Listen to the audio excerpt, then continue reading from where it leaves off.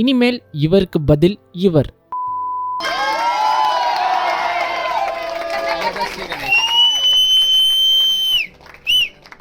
படம் 3 BHK இந்த படத்தை செம்ம டெக்னிக்கலா சினிமாட்டோகிராஃபி இப்படி இருக்கு, கேமரா ஆங்கிள் இப்படி பிளேஸ் பண்ணியிருக்காங்க, ஹிடன் லேயர்ஸ் ஹிடன் டீடைல்ஸ் அவ்வளோ இருக்குன்னு பயங்கர டெக்னிக்கலா ப்ரொஃபஷனலா ரிவ்யூ பண்ற அவசியம் உள்ள படமா எனக்கு தெரியல. ஃபர்ஸ்ட் அப்படி ரிவ்யூ பண்ணவும் தெரியாது. பட் நான் என்ன ஃபீல் பண்றேன்னா, இந்த படத்தை அப்படி அணுகிறத விட மனசார உணர்ற ஒரு கதையா தான் அமைச்சிருக்காங்கன்னு எனக்கு பர்சனலா ஒரு நம்பிக்கை இருக்கு. அடிக்கடி ரிலீஸ்க்கு முன்னாடி ஒரு டேர்ம் யூஸ் பண்ணுவாங்கல்ல, பேன் இந்தியா பேன் வேர்ல்டு. இந்த ஸ்டோரி எல்லாருக்கும் கனெக்ட் ஆகும், பார்டர் ஸ்டேட்டை விட்டு தாண்டிலாம் ஒர்க் ஆகும்னு எல்லா படம் ரிலீஸ்க்கு முன்னாடி அந்த படத்தோட டைரக்டர் சொல்ற ஒரு விஷயம் தான். கிட்டத்தட்ட எமோஷன்ஸும் அப்படிதான் நான் நம்புறேன். பிகாஸ் எல்லா பசங்களுக்குமே சரி, அப்பா முன்னாடி ஜெயிச்சு காமிக்கணும், நல்லா வரணும், இப்படி ஒரு பையனை பெற்றதுக்கு நீ கொடுத்து வச்சிருக்கணும்னு சொசைட்டில எல்லாரும் அப்பாவை பார்த்து சொல்ற அளவுக்கு ஒரு ஸ்டேட்டஸ்க்கு போய் சேரணும்னு அந்த சக்சஸ் எப்பயாச்சும் கிடைச்சா போதும்ன்றதை விட, டு பி ஆனஸ்ட் ஃப்ராங்கா ஓப்பனா பேசணும்னா, அப்பா நம்ம கூட இருக்கும் போதே அவரோட பார்வையிலே நம்ம நல்ல இடத்துக்கு போய் சேரணும், அவரையும் அந்த நல்ல இடத்துல உட்கார வச்சு அழகு பார்க்கணுன்ற ஆசை பசங்களுக்கு மட்டுமே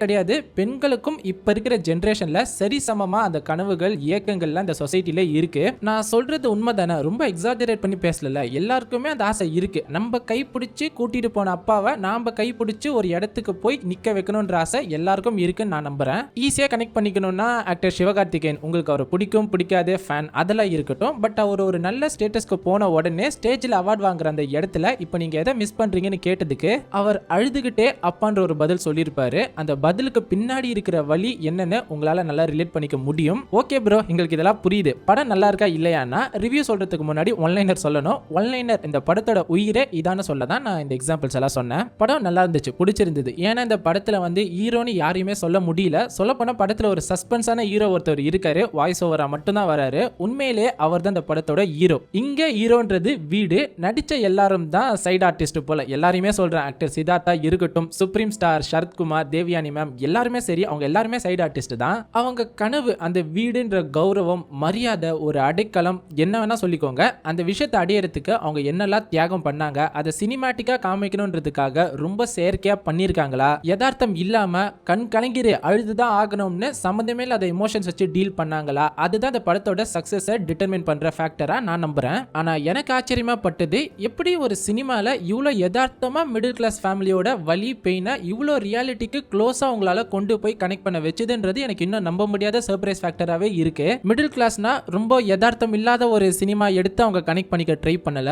ரொம்ப அக்யூரேட்டா சில விஷயங்கள் எல்லாருக்குமே கனெக்ட் பண்ணிக்க முடியற மாதிரி தான் படத்தோட சீன்ஸ் அவ்வளோ தரமா இருந்தது. படத்தோட ஸ்டார்டிங் சீன்லயே ஒரு டெமோ காமிச்சிருப்பாங்க. இப்போ ஒரு ஃபேமிலி வாடகை வீட்டுக்கு கூடி போறாங்கன்னா, போகும்போது ஹவுஸ் ஓனர் விசாரிக்கிற விதம் பயங்கர ரூடா இருக்கும். உடனே நான் எல்லாரையும் சொல்லல, சில பீப்புள் இருப்பாங்கல்ல, நம்ம காசு கொடுத்து தான் இருக்கோம், ஃப்ரீயா ஒன்றும் இருக்க போறது இல்லை, ஆனா அவங்க கேட்கிற விதம், ஒரு விஷயத்தை நம்மள இன்ட்ரோகேட் பண்ற முறைனெல்லாம் இருக்குல்ல, அது கொஞ்சம் வரம்பு மீறி ரொம்ப டாமினேட் பண்ற வகையில இருக்கும். அதெல்லாம் சகிச்சுக்கிட்டு சில டைம் நம்ம மேல தப்பு இல்லைனாலும் காசு கொடுத்து இருக்கிற வீட்டில் நாமளே அவங்களுக்காக தப்பு இல்லாம அட்ஜஸ்ட் பண்ணி போற அந்த வலி வேதனைலாம் இருக்குல்ல, அதெல்லாம் யதார்த்தத்துல உண்மைதானே. அந்த உண்மைகளை காசுக்காக ரொம்ப எலிவேட் பண்ணாம, இதுதான் பிரச்சனை, இதை தான் நாங்க ஃபேஸ் பண்றோம், இதுதான் வீடு இல்லாதவன் நிலைமைன்றத ரொம்ப அக்யூரேட்டா சினிமால காமிச்சது நல்லா இருந்தது. படத்துல சில ப்ராப்பர்ட்டிலாம் பார்க்கும்போது, என்னப்பா என் வீட்டில இருந்து எடுத்துட்டு போனீங்களான்ற மாதிரி ஆச்சரியமா சர்ப்ரைஸா இருந்தது. நான் என்ன சொல்ல வரேன்னா, ஒரு இருங்க தோ என்கிட்ட ஒரு கண்ணாடி இருக்குல்ல, இதே மாதிரி நிறைய பேர் வீட்லயும் இருக்கும், ஒரு ஃப்ரேம்லயும் நான் பார்த்தேன். சேருமே சரி,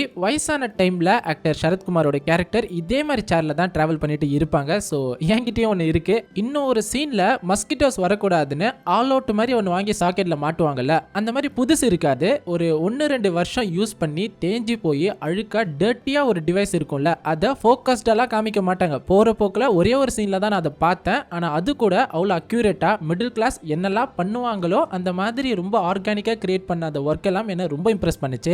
என்னப்பா மிடில் கிளாஸ் போர் அடிச்சு போச்சு சினிமால, அந்த பெர்ஸ்பெக்டிவ்ல அப்படி மட்டும் இந்த ரிவ்யூவை பார்க்காதீங்க. உண்மையிலே 2-3 வீடு அடிக்கடி மாறினவங்களுக்கு, அதிக வாடகை கொடுக்க முடியாம ரொம்ப சுமாரான ஒரு வீட்டில் பிடிக்குதோ இல்லையோ, அம்மா சமைக்க ஒரு கம்ஃபர்டபுளான கிச்சன் இருக்கோ இல்லையோ, தங்கச்சி அக்காக்குன்னு ஒரு தனி ரூம் கொடுக்க முடியாம அம்மா அப்பா தம்பி தங்கை எல்லாரும் ஆள்ல உட்காந்துட்டு இருக்காங்கன்னா, அப்போ அந்த வலி, அப்போ அது எவ்வளோ கஷ்டமா இருக்கும். இதெல்லாம் ஒரு 2-3 வீடு மாறி ஒரு 10 10-20 வருஷம் எப்படிலாம் கஷ்டப்பட்டிருப்பாங்கன்ற பெயினை ரொம்ப நல்லா காமிச்சிருந்தாங்கன்றதை தான் நான் சொல்ல ட்ரை பண்றேன். ஆக்டர் சித்தார்த் இந்த படத்துல அவர் ஸ்கூல் டைம்ல இருந்து ஒரு 35-40 வரைக்கும் காமிச்சிருப்பாங்கன்னு நினைக்கிறேன். அது வரைக்குமே அந்த டிஃபரன்ஸ் வேரியேஷன்ஸ் எல்லாம் அவரால் சூப்பரா புல் பண்ண முடிஞ்சுது. டிஏஜிங் பண்ணியிருக்காங்க, ரொம்ப அப்படியே நேச்சுரலா காமிச்சாங்கன்னு சொல்ல வரல, பட் அது லைட்டா தான் இருக்கு. மற்றபடி பிசிக்கா இருக்கட்டும், அந்த ஆட்டிடியூட், ஸ்கூல்ல அந்த கேரக்டர் அவர் எப்படி நடிச்சாரு, ஒரு ஐடி எம்ப்ளாயியா அதுவும் ஃப்ரஸ்ட்ரேட்டட் எம்ப்ளாயியா எப்படி அதை பேலன்ஸ் பண்ணாரு, எப்படி அந்த ஃபேமிலியோட பில்லரா அந்த ரோல் கேரக்டரை ஜஸ்டிஃபை பண்ணாருன்றதெல்லாம் பார்க்கும்போது is one of the finest ஆக்டர்னு ப்ரூவ் பண்ணுது. சுப்ரீம் ஸ்டார் சரத்குமார் சாரா இருக்கட்டும், serial star or queen Devayani ma'am, இவங்க 2 பேரை பத்தி சொல்லவே தேவையில்லாம். எவ்வளவு ஃபைனஸ்ட் ஆக்டர்ஸ்னு உங்களுக்கே நல்லா தெரியும். ஆனா இந்த கதைக்கு எப்பேற்பட்ட வழிகளை வார்த்தைகள் மூலமா இல்லாம கண்கள் மூலமா போர்ட்ரே பண்ண முடியுமோ அதை பெஸ்டா பண்ணியிருக்காங்க.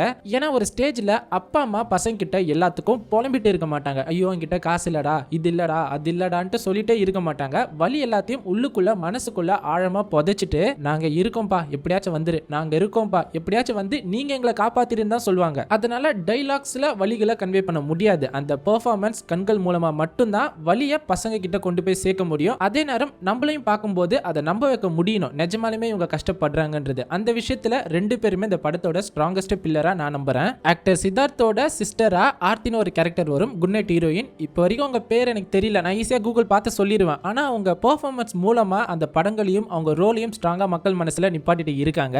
இந்த படத்துலயுமே சரி, குட் நைட்டுக்கு ஈக்குவலான சொல்றதை விட ஒரு படி தாண்டி சூப்பரான பெர்ஃபார்மன்ஸா இருக்கட்டும். அவங்க ரோல் அண்ட் கேரக்டர் எல்லாமே நீட்டா இருக்கு. மியூசிக் நிறைய சீன்ஸ்க்கு ரொம்ப சப்போர்ட்டிங்கா இருக்கு. எங்க மியூசிக் இருக்கக்கூடாதோ அதை முக்கியமா மேனேஜ் பண்ணியிருக்காங்க. எங்க எப்போ இந்த மாதிரி தான் மியூசிக் இருக்கணுமோ அதை பக்காவா பிளேஸ் பண்ணியிருக்காங்க. மொத்தத்துல இந்த படம் கஷ்டப்படுற மக்கள், கஷ்டப்பட்ட மக்களுக்கு மட்டும்தான் ஒர்க் அவுட் ஆகும், செட் ஆகுமான்னு கேட்டா அப்படி சொல்ல வரல. அவங்க இந்த படத்தை பார்க்கும்போது ஏதோ நம்ம வாழ்க்கையை புரிஞ்சு படம் எடுத்த மாதிரி இருக்கேன்ற ஒரு உணர்வை ஏற்படுத்தும் தான் சொல்ல வரேன். மற்றபடி பாண்ட் வித் சில்வர் ஸ்பூனா இருக்கட்டும், எந்த கஷ்டமும் படாம ஈஸியா ஒரு ஸ்டேட்டஸ்க்கு வந்து உங்க லெகசியை மெயின்டைன் பண்ற எல்லா ஸ்டேட்டஸ் பீப்புளுக்குமே ஓ இப்படிலாம் கஷ்டப்பட்ட மக்கள் இருக்காங்களான்னு சினிமாவாவும் டெக்னிக்கலாவும் நல்ல சவுண்ட் எஃபெக்ட்ஸோட நல்ல மியூசிக்கோட சோல்ஃபுல்லா ஒரு மூவி பண்ணிருக்காங்கன்னு தான் சொல்ல வரேன். என்னப்பா பிரிச்சு பேசுறியா ஸ்டேட்டஸ் வச்சு சினிமா அப்படி கிளாசிஃபை பண்றியான்னு நினைச்சுக்காதீங்க, தப்பா நினைச்சுக்காதீங்க. அப்படி கிடையாது. அடிமட்டத்தில் இருந்து காசு இல்லாததுனால அப்பா அம்மாக்களை யாரோ வந்து ஏதேதோ பேசுவாங்க. அதை ஒரு மகனா மகளா பார்த்தவங்களுக்கும் பிறக்கும் போதே அந்த ஜென்ரேஷனோட முந்தைய ஜென்ரேஷன் கஷ்டப்பட்டு ஒரு இடத்துக்கு வந்து அந்த கஷ்டத்தை நம்ம பசங்க பார்க்க கூடாதுன்னு உங்களுக்கு கொஞ்சம் ஈஸியா ஒரு இடம் கொடுத்துருப்பாங்கல்ல, அந்த இடத்த நீங்க காப்பாற்ற எவ்வளவோ ட்ரை பண்ணுவீங்க. பட் இருந்தாலும் ரெண்டுத்துக்குமே ஒரு சின்ன வித்தியாசம் இருக்குல்ல, அதை தான் நான் சொல்ல வர ட்ரை பண்ணினே தவிர மற்றபடி இது எல்லாருக்குமே சரி ரொம்ப சூப்பரா சினிமாட்டிக்கா டெக்னிக்கலா ரொம்ப சோல்ஃபுல்லா ஒரு படம் எடுத்திருக்காங்க. ஒர்க் அவுட் ஆகும்னு ஒரு நம்பிக்கையில நான் ஷேர் பண்றேன். அப்ப என்னப்பா நெகட்டிவ்ஸே இல்லையான்னு கேட்டா படத்தை பாதிக்கிற அளவுக்கு இல்லைன்னு வேணா சொல்லலாம். ஒரு சீன் இருக்கு, ஸ்பாய்லர் இல்ல, ஒரு 35-6 வயசுல ஒரு முடிவு எடுப்பாரு. அது ரியாலிட்டியில யாராச்சும் அப்படி பண்ணுவாங்களா, யாருக்காச்சும் பண்ண கட்ஸ் இருக்கான்னு ரியாலிட்டி விட்டு தள்ளி இருக்கிற மாதிரி அந்த சீன் இருந்தது. பட் இருந்தாலும் அதோட இன்டென்ஷன் அப்படி கிடையாது. எவன் எப்போ எந்த வயசுல நினைச்சாலும் ஓடணும், ரீஸ்டார்ட் பண்ணணும், பண்ண தப்பெல்லாம் சரி பண்ணணும்னு நினைச்சா அவனால முடியும்னு நம்பிக்கை கொடுக்கிற ஓப்புக்காக வச்ச சீன் தான். யாராச்சும் 2 பேரும் மாறலாம்ல, அதுக்காக வைக்கப்பட்ட சீனா எனக்கு தெரியுதுன்னு நான் மட்டும் சொல்லல. டைரக்டருமே படம் முடிஞ்ச அப்புறமா பிரஸ் கேட்ட கேள்விகளுக்கு அதே மாதிரி தான் ரிப்ளை கொடுத்தாரு. சோ அதை நெகட்டிவா பார்க்காதீங்க. அது மூலமா தப்புக்களை சரி செய்ய ஒரு மோட்டிவேஷனா கூட எடுத்துக்கலாம். இந்த ஃபுட்டேஜ் எல்லாம் இன்னைக்கு வெள்ளிக்கிழமை படம் முடிஞ்சதும் அவர் என்னதான் பேசுறாரு, அவர் மைண்ட்ல என்ன ஓடிட்டு இருக்குன்னு தெரிஞ்சுக்க ஃபாலோ பண்ணி எடுத்த ஃபுட்டேஜ் இது. ஒரு விஷயம் தான், எனி டைம் உங்க லைஃப்பை ரீஸ்டார்ட் பண்ணலாம். எந்த தோல்வி எவ்வளவு தோல்வியிலேருந்தும் திருப்பி ஒரு விஷயத்தை நம்ம ஹானஸ்டாக பண்ணால் அதுக்குன்னு ஒரு நாள் ஒரு நல்லது நடக்கும்.